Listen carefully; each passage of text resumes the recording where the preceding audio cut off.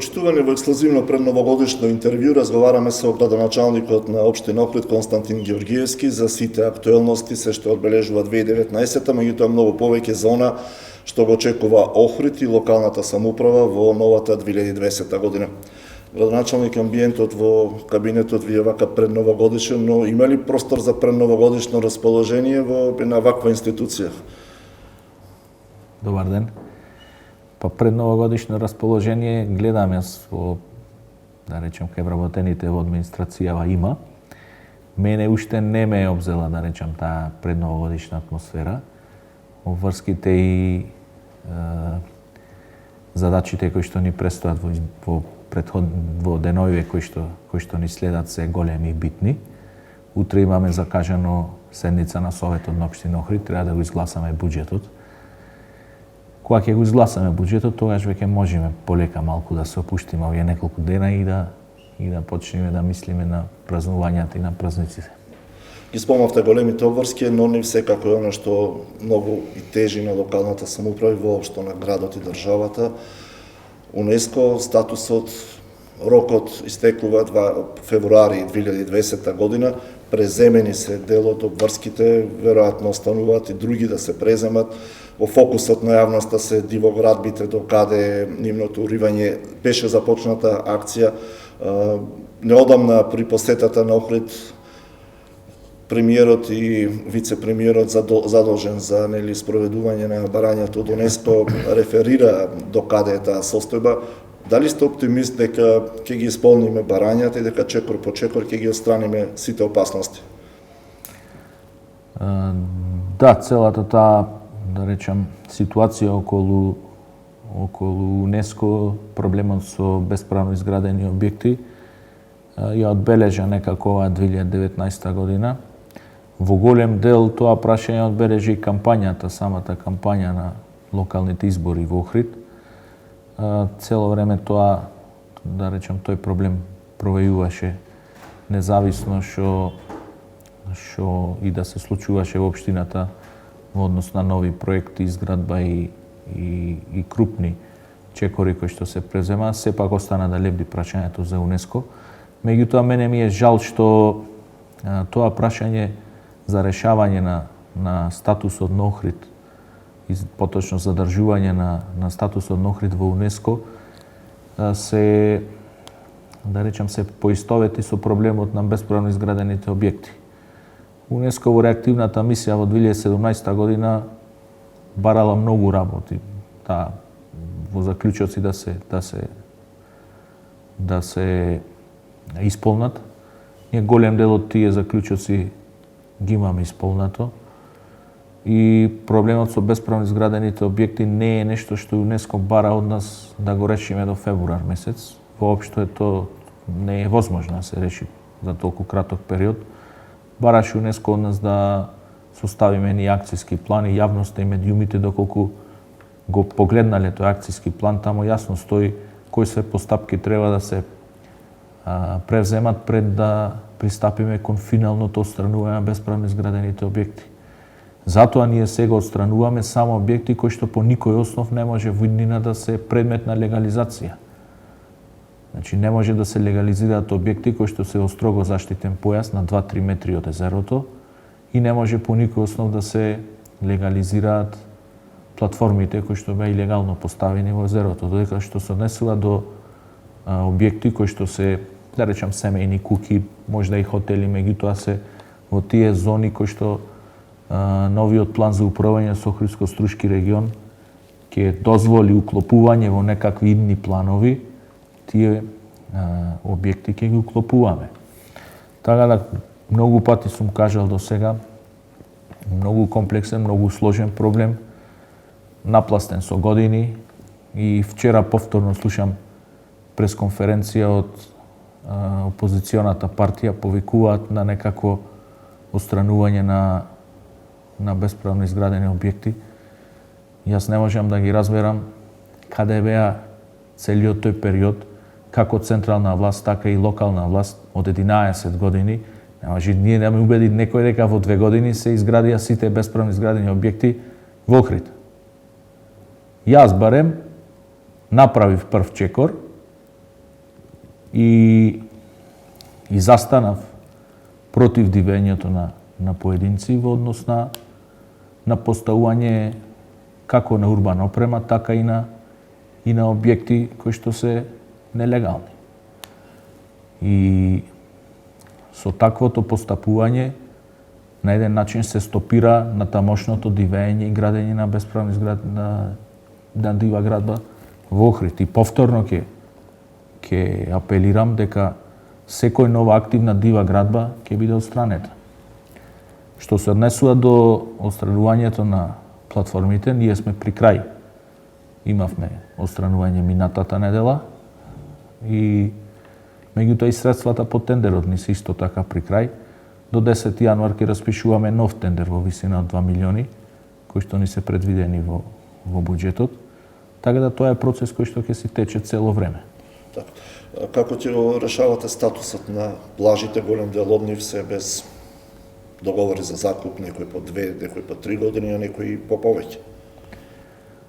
Плажите се исто така еден проблем наследен во општинава. Тие се издавани на времето од Министерството за транспорт и врски. Со префрлување на ингеренциите на општината, сега општината ги има владението со земјиштето. И во информацијата за плажите, кој што бараше и антикорупцијска од мене, меѓутоа и советниците во Советот на општина Охрид, добивме информација дека голем дел од плажите не имаат испочитувано, односно правните субјекти кои што стопанисувале, кои голем дел од нив сега се веќе непостоечки, кои се штечај, кои се ликвидирани, не ја исполниле обврската према општината да платат закупнина. Добар дел од договорите се завршени во 2017 година и во договорот кој што тие го подпишале со тогашниот закуподавач, Министерството за транспорт и врски, стои дека треба да се вратат просторот во првобитна состојба и тие имаат решение за отстранување од 2017 година, бидејќи не е подпишан анекс на тој договор, додека договорот бил важечки, а имало законска можност. И сега состојбата со плажите е, да речам, ни ваму ни таму. Доколку ние постапиме по решенијата за отстранување, треба неколкуте најатрактивни плажи во Охрид да ги рушиме. Таму екзистираат фамилии. Имаат вработени, имаат тука и социјален аспект на тоа прашање. Додека ние како општина утре, ако направиме нов повик, можеме да издаваме само земја, затоа што земјиштето е од општината, а објектите не се од општината. Така да, еден проблем кој што исто така е жежок за решавање и ние охријани викаме не може да му погодиш на сите. Некој ќе биде тука и незадоволен. Меѓутоа, еднаш за секогаш мора да почнеме во оваа држава да го спроведуваме она што се вика владење на правото. И ние првично испративме тужби до сите правни субјекти кои што се уште активни, за да го наплатиме долгот, поточно да наплатиме дел или цела сума на побарувања кои што општината би ги добила доколку би траеле договорите. Значи, тој период, вакуум период од некој скоро 3 години, да ги заштитиме интересите и да ги наплатиме парите за стекнувањето без основ кој што таму се случувало. Има ли правна основа да општината да не ги наплати парите, односно поради застареност или други правни форми? Нема правна, колку што јас сум советуван и сме разговарале овдека со правниот тим кој што ја тераше таа работа. Мислам дека тоа е спор кој што општината ќе го добие, ние ќе ги наплатиме тие пари. Меѓутоа, за во иднина повторно треба да го решаваме проблемот. Лани имаше еден повик кој што заврши неуспешно со јавно наддавање и сега е спорно дали повторно да правиме таков повик, затоа што повторно ќе ни се случи истиот проблем. Некој друг закупец ќе го добие земјиштето Меѓутоа на земјиштето има објект. Значи ние треба да му дајме чиста земја, не му за тој да изгради нешто по собствена, да речам, идеја или некој проект кој што ќе го добијат од службите од овдека. Така да ќе видиме како ќе се одвива во иднина тој цел, да речем, проблем околу плажите. Ние превземаме действија, меѓутоа крајно и најнепопуларно е да пристапиме кон отстранување на тие објекти. Колекторот конечно започна да се рехабилитира. Кои се информациите, кои се вашите информации, кога би можеле да очекуваме тој да биде целосно рехабилитиран, еден комплексен процес кој исто така беше заборавен со години, проблем кој може би е најгорлив за Охрид? Да, значи рехабилитацијата и реконструкцијата и ревитализацијата на колекторскиот систем е нешто на кое што ние претходно и како советници, а сега и како градоначалник и како централна власт го работевме изминатите скоро 2 години. И тоа беше еден процес, да речам, на пред се финансиско консолидирање на јавните предпријатија кои што беа креатори на големи долгови по однос на колекторскиот систем. Новото јавно предпријатие колекторски систем ги превзеде долговите кои што беа креирани од Проаква по основ на работа на колекторот. И после многу одлуки, делбени биланси и други правни и финансиски процедури се заврши сета таа работа. Сега имаме јавно предпријатие колекторски систем во државна собственост. Имаме водовод Охрид и водовод и канализација Струга. Колекторскиот систем е една од клучните забелешки на исполнување на критериумите, препораките од УНЕСКО. И тука мислам дека имаме значаен исчекор во однос на тоа крупно прашање. Друго такво крупно прашање е депонијата во Буково, која што и покрај тоа што не е во границите на УНЕСКО, представува индиректен проблем во однос на заштитеното подрачје на УНЕСКО. Меѓутоа, во однос на колекторот, ние бевме во минатиот петок се одржа мала презентација, каде што фирмата која што го доби тендерот за реконструкција на тој систем е хрватска фирма и направи презентација како сето тоа ќе се изведува. Но некакви роботизирани направи, се поставува систем цевка во цевка, односно во тие дотраените инсталации на колекторот, исто така и чистење на канализационата мрежа и замена и обнова на редукторите на препумпните станици. Ова е сега само почеток. Сега тендерот мислам дека беше околу 4,5 милиони евра и ќе се поставува цевка во цевка од препумпната станица кај детската болница се до Охрид и чистење на канализационата мрежа. Целиот тој проект ќе чини негде околу 50 милиони евра. Дел ќе биде покриен со средства од буџетот на Република Северна Македонија, додека за дел веројатно ќе можеме да искористиме и европски пари. Меѓутоа битно процесот почна и е нешто што години пред нас ќе се има перманентен напредок и ќе се работи на тоа поле. И мислам дека првите видливи резултати ќе ги имаме за некои 6 месеци, значи летото 2020 година. Очекуваме да ги видиме првите резултати од оваа почетна инвестиција во реконструкција на колекторскиот систем. Така, водовод Охрид и водовод Струга веќе не се сврзани садови. Дали и колку тоа ќе олесни подобри работата на јавното предпријатие и како воопшто ја оценувате работата на охридските јавни предпријатија со оглед на фактот и на постојаните политички меѓусебни обвинувања годините наназад дека тие предпријатија служат нели повеќе за партиски вработување, се преоптоварени од вработените. Се согласувате ли со таквите констатации? Се согласувам. Јавните предпријатија во Охрид се точно се превработени, се гломазни, се нефункционални. и точно е дека во минатото служеле за вдомување на, да речам, партиски кадри. Меѓутоа,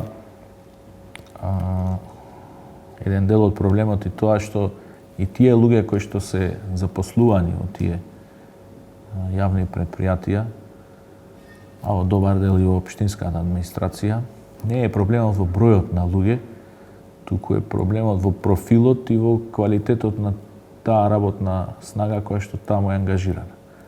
Значи, во разговор со добар дел од директорите на јавните предпријатија, сите се горе-долу на исто мислење дека работници колку и да имаат ќе ги ангажираат.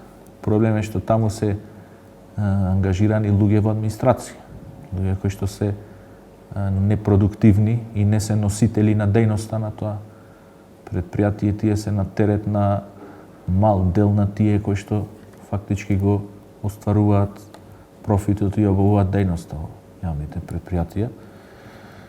Меѓутоа, моја идеја е, да речем, после завршување на овие крупни проекти кои што ги имаме во однос на раздолжувањето и деблокирањето на сметката на општина Охрид, да пристапиме кон рационализација и реорганизација на јавните предпријатија. Моje лично мислење, за тоа веќе почнавме да правиме некои анализи, е дека е преголем бројот на јавните предпријатија во Охрид, дека е потребно нивно фузирање со цел да се намалат трошоците. Според нашите анализи, ево прв пат јавно ќе обелоденам дека би требало да имаме едно ново јавно предпријатие, а додека неколку од јавните предпријатија да се фузираат во постојните и тогаш да почнеме систем со деблокирана општина, некаков систем на рационализација и намалување на бројот на вработените, дали со исплата на отпремнини или друг начин на рационализација и намалување на бројот на вработени, а со тоа и намалување на трошоците. Треба во Охрид да има едно јавно предпријатие кое што ќе се грижи за јавниот градски паркинг, за зимско одржување и пајак служба. Тоа би било едно ново јавно предпријатие, додека дел од другите јавни предпријатија би се фузирале со постојните. Граѓаните стариот дел на градот со години го очекуваат планот за табана, планот за урбана заедница, еден, кога би можело тоа да се оствари. 19 блока кои што треба да ги носиме во Стар град се една од препораките на УНЕСКО. Меѓутоа, додека не добиеме нови чисти ажурирани подлоги од Агенцијата за катастар на недвижности, не можеме да пристапиме кон нивна изработка. Таму, како и во голем дел од територијата на градот Охрид, имаме проблем со авионското снимање и со преклопување на дел од парцелите. Меѓутоа, тоа е, да речем, крупен проект, сите тие 19 блока. Ние како општина немаме финансии да направиме тендерска постапка за таква голема. И би било навистина штета во овие услови кога можеме да влечеме пари и од министерства, и од транспорт и врски, и од државен буџет, да изработуваме планови со сопствени средства. Инаку дел од причините за овој урбанистички хаос во Охрид е тоа што во годините наназад се изработуваат многу планови од приватни иницијативи и тоа се претворува во една желботека, па секој на својата парцела си црта како сака. Таа е пракса која што треба да престане и општината во интерес на градот да ги финансира сите урбанистички планови по свој сопствен план за развиток, а не по интересите на одредена, да речам, градежна сферна целна група. Најавте доста инфраструктурни проекти, дел од нив почна да се реализираат, неодамна беше пуштен во употреба новиот деловен објект каде ќе биде сместен градскиот пазар. Исто така почнавте рехабилитација, ревитализација на дел од улиците во градот, што ќе биде во фокусот во 2020-та, ќе добили конечно плиткатна гаража и што едно под прашање. Чести се изборите кај нас во државата, кога се избори многу работи застануваат, дали тоа некако ќе влијае на плановите на локалната самоуправа? Да, ајде ќе почнеме од крајот. Значи, сите оние постапки кои што се предвидени во програмата, кој што треба е составен дел на буџетот на општина Охрид, значи во програмите, тоа може да непречено да се течат сите тендерски постапки кои што се предвидени согласно буџетот. Во однос на инфраструктурни проекти, мене ми е многу, да речам, криво што многу ретко со колегиве новинари и медиуми разговараме во однос на градење, изградба, напредок на градот, туку разговараме за она што и денес прво разговаравме, а тоа е проблемот со диви градби. Изминатиот период, па ево оваа година, а и претходно, мислам дека се одбележа во град Охрид и околината како период на една видлива и засилена инфраструктурна, да речам, инвестиција. Голем дел од улиците се рехабилитира, се изработува канализациони мрежи во места кај што со години немало. Инвестиравме во образованието, промена на кровови на 4 школи. Потоа тековни активности и, да речам, нивелирање шахти, околу 50 шахти. Само во изминатија неколку месеци ги изнивелиравме низ Охрид и модернизација во однос на машини и опрема за комуналет, за другите јавни предпријатија, за нискоградба, за проаква. И тоа е процес кој што се тече, е дел од тековните работи на општината. Ни заврши тендерот, пример, набавивме сега 10 дувалки за чистење на снег од тротоари, јавни површини и школи. За една, да речам, не многу голема сума на пари, меѓутоа не знам зошто во општина досега во овие години назад една таква едноставна работа не се завршила. Во тек ни е тендерска постапка за изработка на типизирани куќарки, кои што ќе бидат поставени на локации низ градот Охрид, некаде околу 30 и типизирани тезги. И за следната сезона општината ќе ги изнајмува тие објекти и само во нив ќе биде дозволено продажба и на отворено, изработка на храна на отворено, додека оние тезги кои што сите ги знаеме заминуваат во минатото и секое поставување во иднина на тезги надвор од таа програма, кои што нема да се типизирани со лого на општината, ќе биде предмет на акција на отстранување на комуналната инспекција. Имавме и сега во период неколку такви акции, меѓутоа едноставно како и проблемот со дивите депонии кои што ги имаме. Не можеме толку диви депонии ние да отстраниме, колку што несовесните граѓани може да создадат. Значи, еден огромен проект кој што го започнуваме утре со подготвителни активности, тоа е и проект кој што значителни средства врзуваме од нашиот буџет. Тоа е влезот на Охрид од страната на Битола. Тоа е популарно виканиот 15-ти корпус. Тоа е еден проект кој што го истеравме исклучително брзо. Инфраструктурниот проект за изработка на после тоа основен проект го донесовме на совет во август месец и од тогаш се изработи основниот проект. Потпишавме спогодба со јавното претпријатие за државни патишта, кое што тоа влегува со 30 милиони денари инвестиција во однос на изработка на горниот строј на улицата. Станува збор за реконструкција од кружниот тек кај Сдружение на возачи до после гробиштата.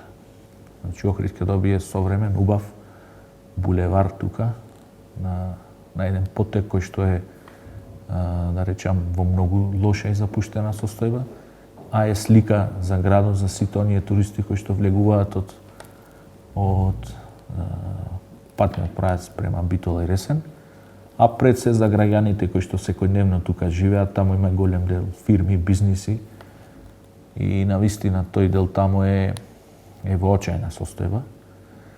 Значи тука горниот строј на улицата ќе работи јавното предпријатие за државни патишта, таму заврши тендерската постапка, избран е изработувач, избрана е фирма која што ќе изведувач поточно на тој дел, додека ние како општина исто така со околу 30 милиони кои што ни се предвидени во буџетот, треба да изработиме атмосферска канализација, осветлување и тротоари на тој цел потек.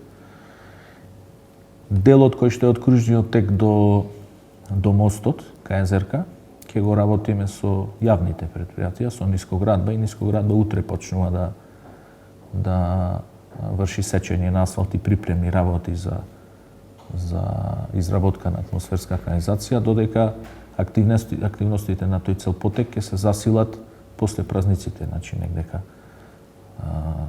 20 јануар натака, и кога ќе има и официјален старт на почетокот на работите, на кој што ќе бидете благовремено известени. Значи тоа е еден голем проект кој што ќе биде преку милион евра инвестиција.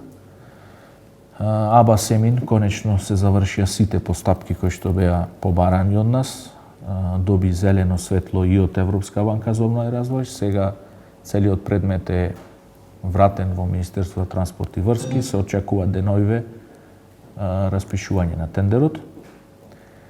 После тоа просветители ја планираме преку парите кои што се од транспорт и врски, меѓутоа со кредитна линија од Светска банка, околу 40 милиони. Имавме состанок прошлата недела за КЕОТ, меѓутоа морам да одека со жалење да ве информирам дека не сум задоволен од тој цел состанок и како таму течат работите во однос на тој проект. И мислам дека за реализацијата на тој проект ќе треба да бараме средства од друг извор. Меѓутоа, независно, во 3 етапи, ние од нашиот собствен буџет можеме да го направиме КЕОТ без помош од било која друга странска или домашна финансиска институција. Меѓутоа, сега тоа што чекаме е позитивно мислење од УНЕСКО за самиот проект во однос на КЕОТ.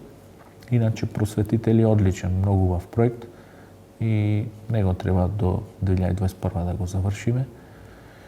Инаку распишуваме сега тендер за прва македонска ударна бригада за Марко Цепенков во јануар месец со завршување на буџетот за уредување на речно корито на река Грашница на 2 од преостанати што се потези. Потоа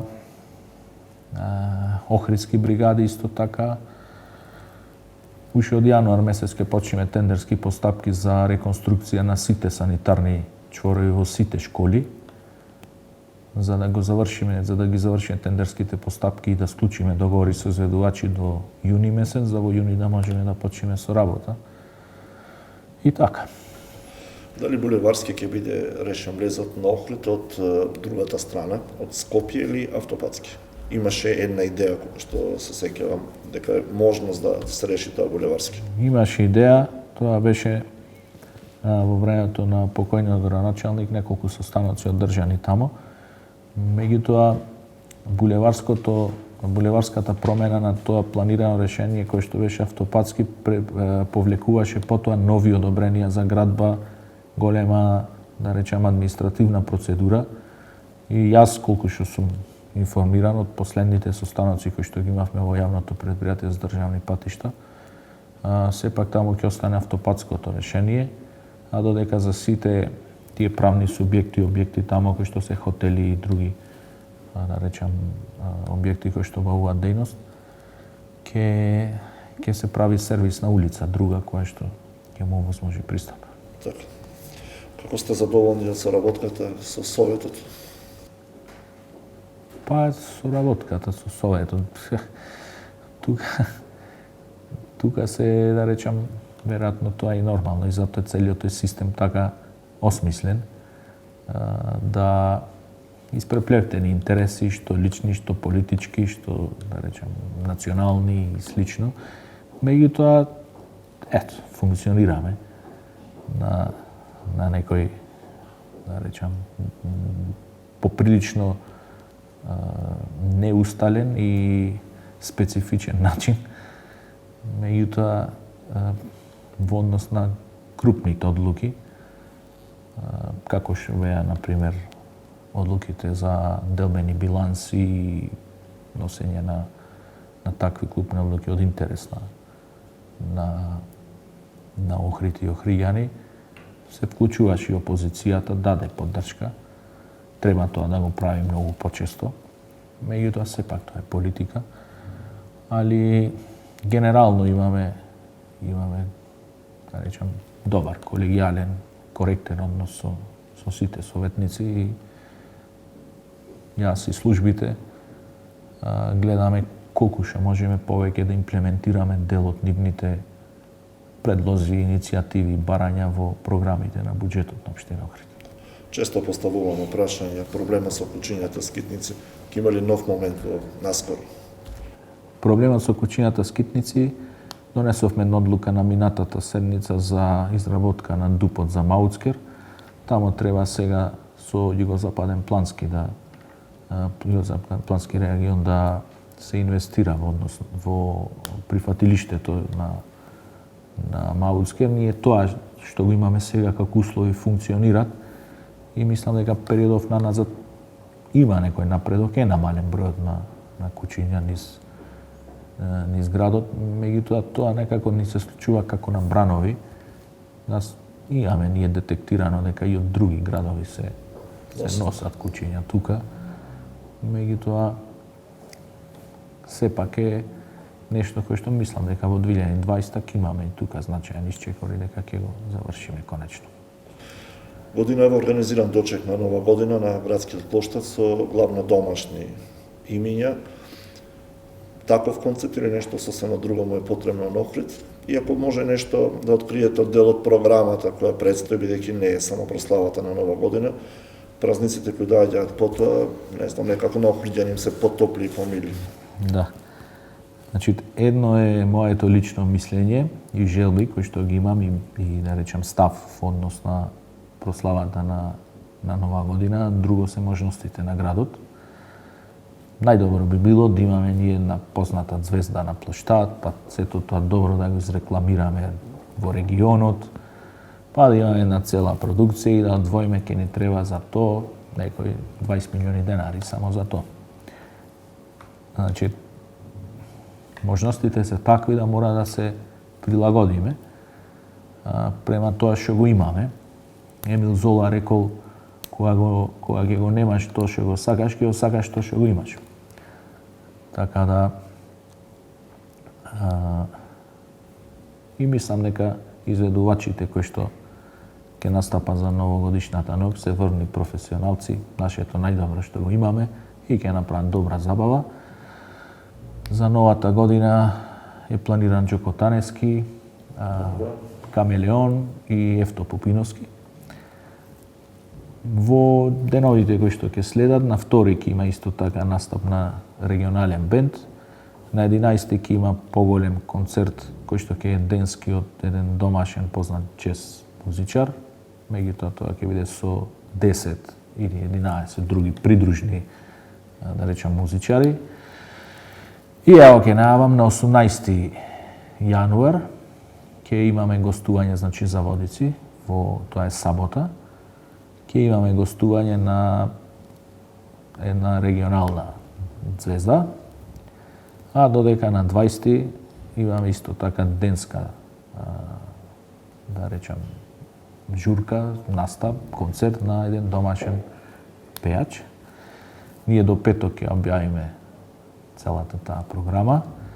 Малку времево не ни е наклонето за да го профункционираме лизгалиштето, кое што оваа година го поставивме на Кеј Македонија, меѓутоа како и да е, се надевам дека во деновите кои што следат ќе залади, па ќе можеме и тука да почнеме со анимација и така. Не откривате регионалната звезда Петар Брашо или некои други? Ќе видиме. Ќе видиме. До петок ќе ви информирам. Обавувате чувствителна функција. Се сочувате ли со одредени притисоци, како се справувате со тоа? Функцијата е, да речам, многу би можела да биде многу благородна. Е нешто кај што човек има можност да се истакне како професионалец со една честна и предана работа. Меѓутоа условите за жал овдека не се такви. Наеднаш стануваш дел од еден систем кој што посебно за човек кој што доаѓа од приватен сектор како мене, кој што не е научен да функционира и да работи за профит. И сега, ако не денес, ајде утре, ако не утре, за 3 дена, битно да се заврши. И проблем е што ти како единка треба да се прилагодиш на сите, а не сите да се прилагодат према тебе, затоа што е премногу гломазен тој систем. Притисоци, токму ради периодот во кој што се најдов, овдека со сите тие девијантни појави пред све во урбанизмот, имаше претходните месеци повеќе. Сега мислам дека луѓе полека стануваат свесни дека сите тие постапки кои што мора да се превземаат не се моја лична желба, некому да му урнам куќата или да му отстранам платформите, зашто јас тоа така сакам. Едноставно мора да им стане јасно дека времето на самоволија заврши, полека но сигурно, евидентно е, се гледа дека преземаме чекори за воведување на ред во однос на тоа поле. Ќе биде болно, ќе биде макотрпно, меѓутоа едноставно немаме друг избор. Мене еден мој пријател за некоја постапка овдека во општина ми се налјути, затоа што актот кој што требаше да го донесам не беше во негова корист. И тој ми рече, добро, тоа е твој избор. Не му реков јас, не е мој избор. Тука се работат по закон, не по избор. Така да ако законот не е на нечија страна, не можам јас да имам друг избор. Тоа е. Кој кого промени повеќе, градоначалникот, докторот или обратно? За жал докторот го нема. Докторот завршваше во 1:30 со пациенти и со точак си се возеше до Велесто или си шеташе по планини. Сега веќе тоа го немат. Сега гледам да наоѓам време колку што можам за барем еден сат теретана да истрчам малце да испоти човек. Меѓутоа далеко од онаа физичка активност на која што јас бев навикнат, али како и да е, краток е периодот кој што остана ми остана на функцијава. Изборите ќе се во октомври 2021 ако биде све во ред. Така да еден хендикеп е тоа што си овие крупни проекти кои што ги спомнавме сакаат време и не знам искрено пред се од административни пречки колку ќе успеам од сето тоа на дело да го види народот, затоа што луѓе оценет по тоа што го гледаат. Нив не ги интересираат, ево ме прашавте за катната, изумив да ви кажам. Нив не ги интересираат тоа што јас 6 месеци терам постапки за експроприација таму, за да исчистам локацијата, за да можеме да објавиме јавно-приватно партнерство за катната гаража. Нив му трет катна гаража. Затоа ти кад те гласавме, прај што ќе правиш, направи катна гаража. И се тие работи се малце магична формула со тургање. Па постои само кога ќе стане општина профитабилна тогаш. Каде за празниците? Во Охрид. порака до Охриѓани? Порака до Охриѓани би била малце помалку да гледаат во тугиот двор, малце повеќе да гледаат во сопствениот двор и во сопствениот џеп, повеќе да гледаат кон иднината, повеќе да го сакаат Охрид, да се однесуваат поодговорно кон Охрид и убавините кои што ни ги пружал Господ и природата овдека, да заборават малце на себе и на својот личен профит и на тој начин да инвестираат во иднината на сопствените деца за конечно Охрид да биде тоа што заслужува најубавиот град во Европа.